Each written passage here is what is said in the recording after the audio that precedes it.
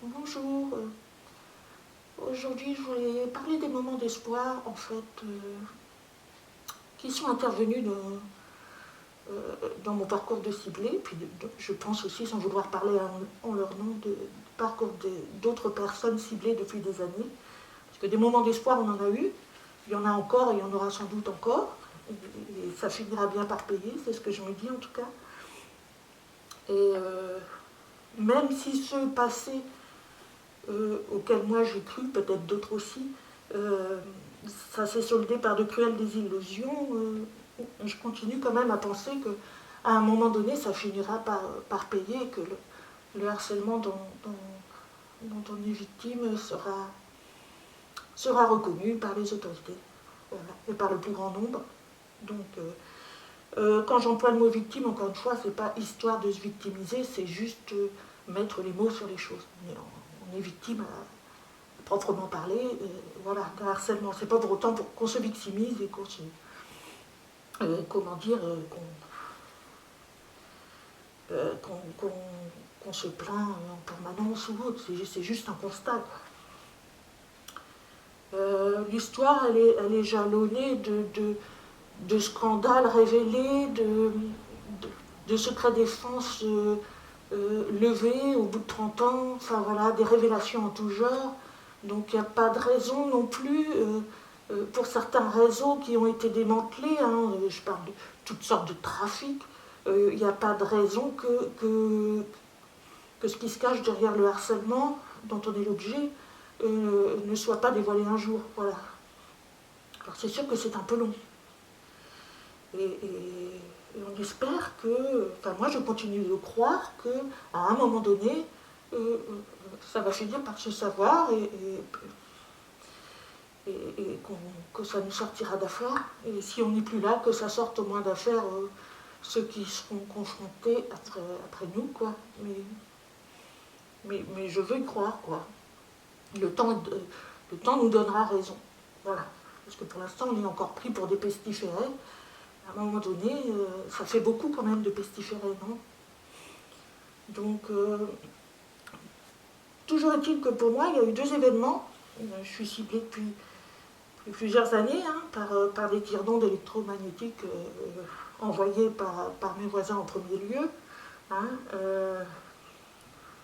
ça, c'est ce que je sais.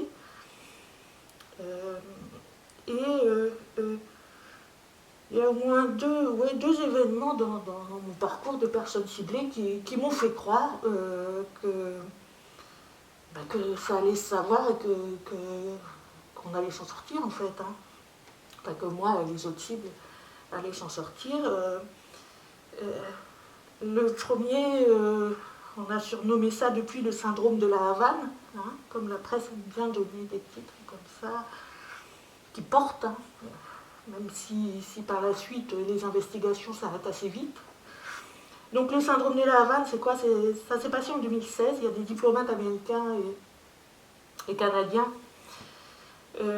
installés à Cuba qui ont été victimes de troubles neurologiques et physiques assez importants. Donc il y a eu des troubles du sommeil, des vertiges, des maux de tête, nausées, problèmes d'acouphènes, de grésillement, troubles du sommeil, enfin exactement comme les personnes ciblées par ondes électromagnétiques et V2K éventuellement peuvent le ressentir. Je dis V2K éventuellement parce que moi j'ai pas la V2K donc je ne peux pas tellement parler dessus.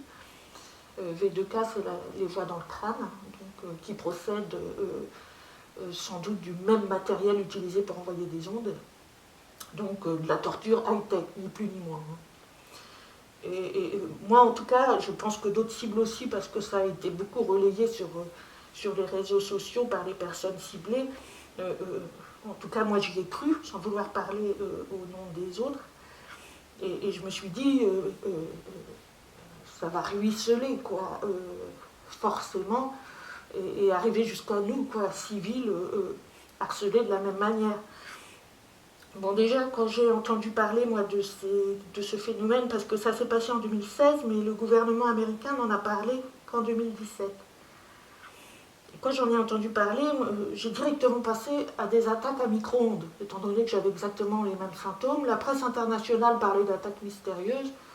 Pour moi, c'était pas mystérieux, ça pouvait être que ce phénomène-là invisible d'attaque par onde dont étaient les cibles américaines et canadiennes. Voilà. Donc vous pourrez me dire quel est le rapport entre ma modeste condition de personne lambda du fin fond de sa France et les diplomates américains à Cuba. Eh ben, il n'y en a pas, si ce n'est qu'on a les mêmes symptômes, enfin on a eu les mêmes symptômes, et que pour moi c'était des attaques à micro-ondes. Donc forcément j'ai pensé, alors peut-être naïvement, mais j'ai vraiment cru que l'affaire allait sortir, des attaques à micro-ondes déjà pour les diplomates, et qu'ensuite ça ruissellerait sur les civils que nous sommes attaqués de la même manière. Et que comme c'était une affaire quand même au niveau international dont on parlait partout, hein, je me suis dit, ben voilà, il va y avoir à un moment donné un article qui mentionnera le fait que les attaques à micro-ondes sont utilisées par des civils sur d'autres civils partout dans le monde, y compris en France. Sauf que non, c'est pas arrivé. Alors, ce qui est intéressant, c'est de faire la rétrospective un peu de ce syndrome de la Havane, hein, et voir à quel point, quand il y a eu une volonté de masquer les véritables origines des attaques, quoi, et par quel biais c'était perpétré, quoi. Donc déjà, ça se passe en 2016, les Américains commencent à en parler en 2017, et on s'aperçoit que la presse internationale, alors que vous, dans votre petit coin, vous avez déjà fait, comment dire, vous avez déjà eu de fortes présomptions sur les attaques à micro-ondes, alors que vous n'êtes pas les meilleurs placés, je veux dire, au niveau communication ou autre, vous n'êtes pas censé être dans les petits papiers de ce genre d'affaires. Ben vous le savez par contre que c'est attaque à micro-ondes, parce que vous êtes ciblé, quoi. Par contre, la presse internationale, ben, elle choisit de titrer, hein, comme vous pouvez le voir là aux côtés de l'écran, parce que j'avais sauvegardé tous les articles à l'époque. En 2017, ben, c'est une hystérie collective. Voilà. Les Américains, les diplomates américains et canadiens ont été victimes d'une hystérie collective. Donc à un moment donné, ils ont tous déraillé, quoi. Ils ont tous déraillé, voilà, paf, ils ont eu des hallucinations, et puis ça leur a provoqué tous les mêmes mots MEUX. Alors c'est un peu tiré par les cheveux quand même, n'empêche que ce que vous pouvez voir, c'est que les plus grands journaux, que ce soit Le Monde, Le Parisien, Libé en France, hein, je ne parle pas après des journaux internationaux, ils ont relayé la même chose. En gros titre, vous voyez hystérie collective pour ce qui est des attaques, des mystérieuses attaques à Cuba.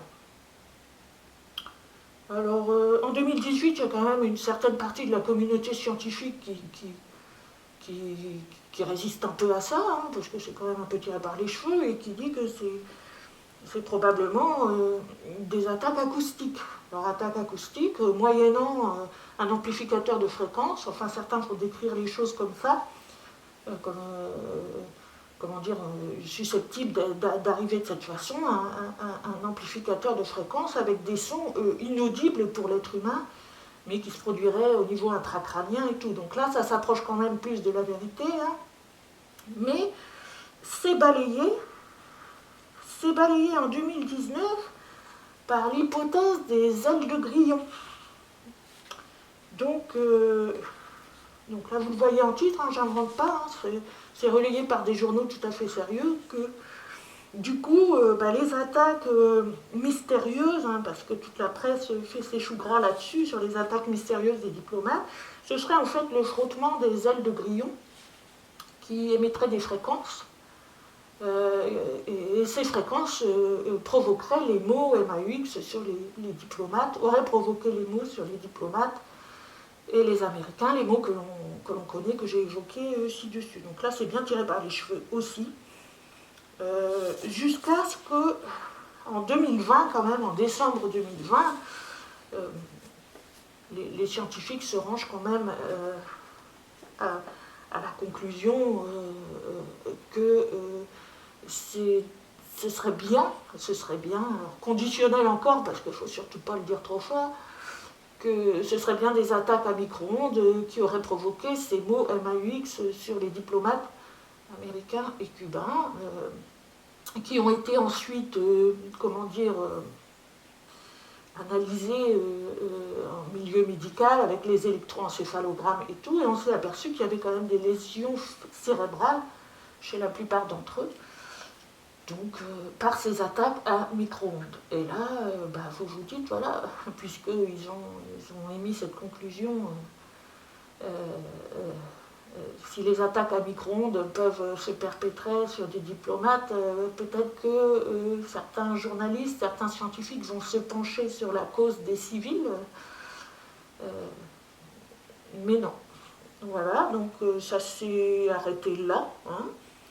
Alors, on entend encore régulièrement parler du syndrome de la Havane.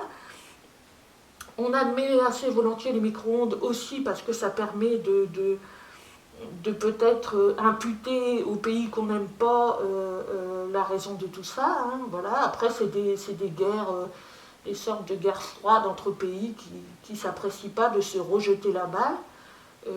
Et puis on oublie complètement le fait que ces attaques peuvent s'être démocratisées, entre guillemets, et être tout à fait aptes à sévir dans le civil. Donc j'ai arrêté d'y croire, moi, hein, à un moment donné, voilà, je me suis dit ça passe pas. J'ai écrit à certains scientifiques au moment du syndrome de la Havane, je me suis dit tiens, je vais en profiter pour leur dire que si ça existe de ce côté-là, ça peut exister aussi partout, hein, mais ça n'a pas accroché, voilà. Donc je pensais vraiment qu'à un moment donné, alors encore une fois, je suis peut-être naïve, et puis j'ai tendance à positiver, moi, dès qu'il se passe quelque chose, à me dire c'est chouette et tout, ça va être dessus, tralala. C'est ce qui me permet aussi de peut-être rester en vie, hein, je ne sais pas. Mais je suis assez positive par rapport à ça. Et là, j'ai vraiment cru, avec ce syndrome de la Havane, là, qu'on tirait sur un fil et que toute la plotte allait venir, quoi. Mais c'est pas du tout ça qui s'est passé, donc tant pis. Il y a eu un deuxième moment d'espoir aussi. C'est la vidéo de M. Wang, une victime chinoise de harcèlement électromagnétique, et relayée par une enquête de la chaîne NDT News. Voilà, donc je vous laisse entendre.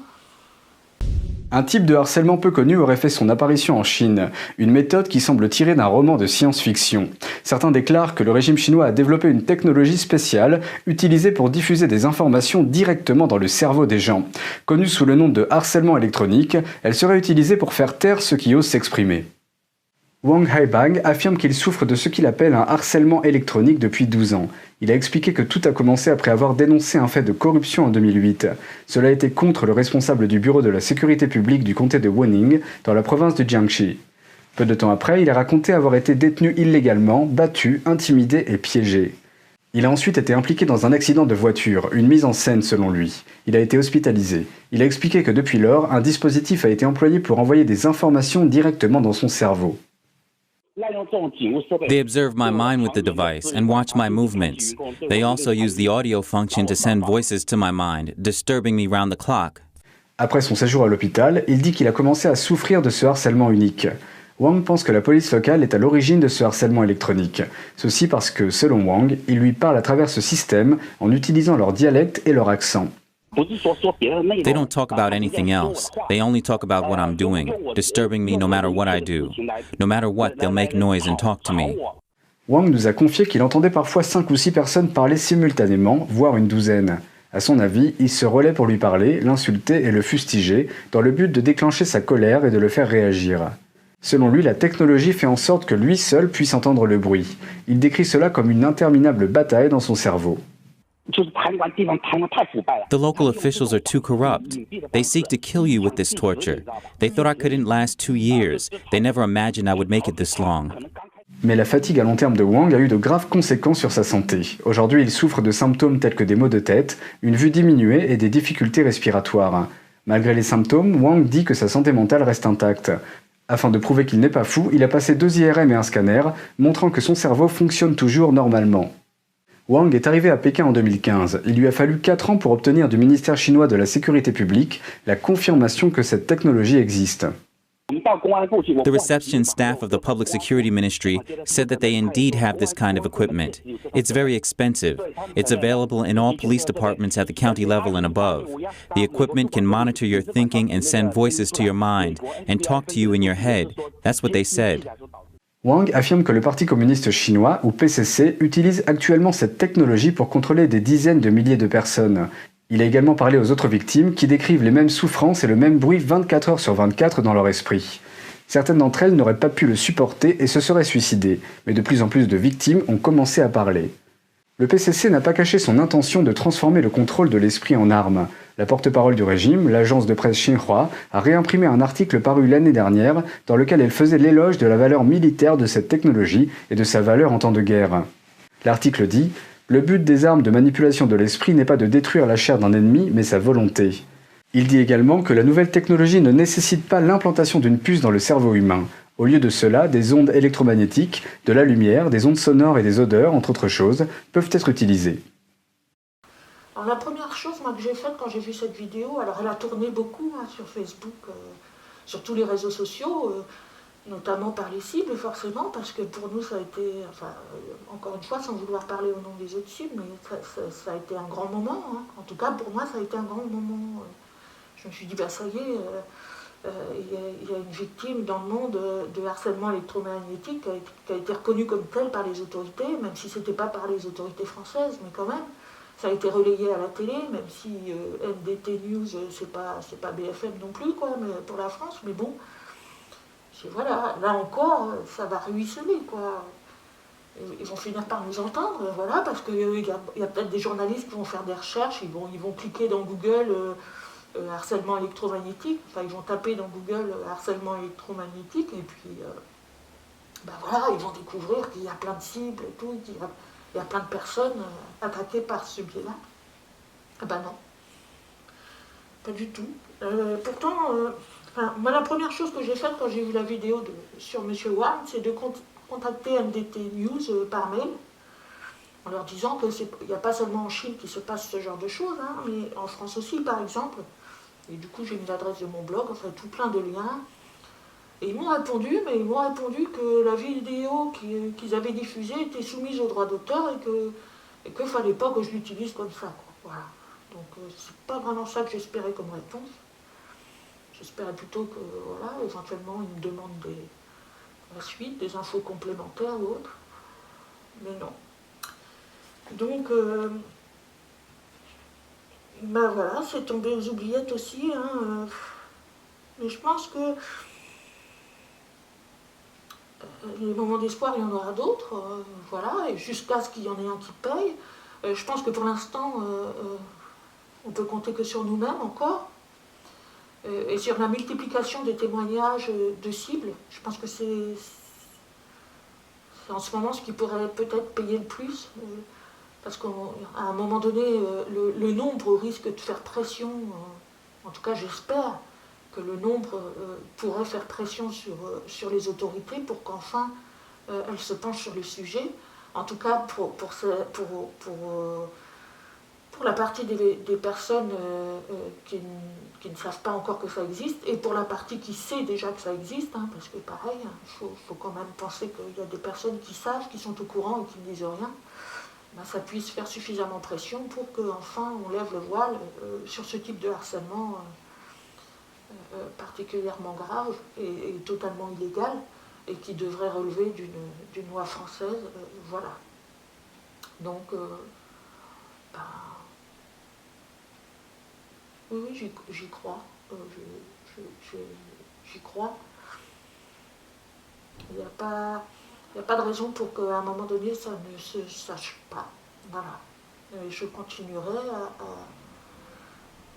à témoigner en ce sens avec les moyens que j'ai. Hein. Bon, je connais pas de personnes influentes, j'ai pas de réseau qui pourrait faire que ma voix porte plus, mais je continuerai de témoigner,